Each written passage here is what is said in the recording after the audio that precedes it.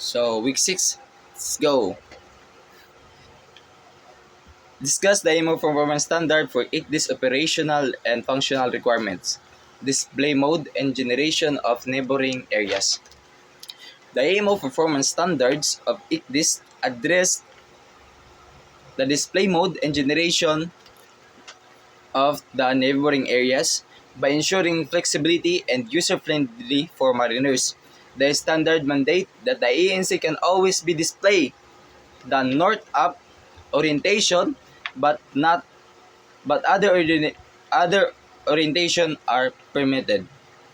Additionally, the 8 must support throw motion mode where the displayed chart moves relative to the ship's positions, providing more intensive navigation,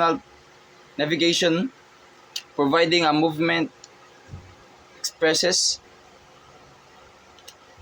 In throw motion mode, the neighboring area should automatically regenerate when the ship approaches an edge of the display.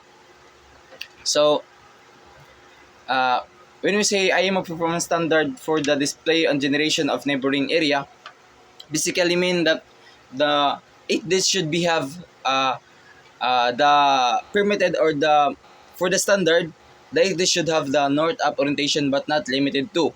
So, and the orientation of this in our laboratory, we have 3 mode of the orientation of the this. We have the north up, course up, and the head up.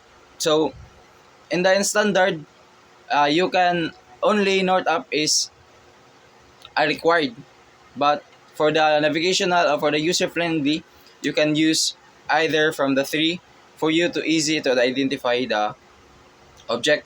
And to the relative neighboring areas, generation of neighboring areas, like the main point of this is the through motion. If your vessel move to a specific area, like example, you're going to approach a port, so the same time the port or in the it should be displayed that you are approaching, and the motion of the neighboring area or the areas that surrounded you also move with accordance to your vessel movement.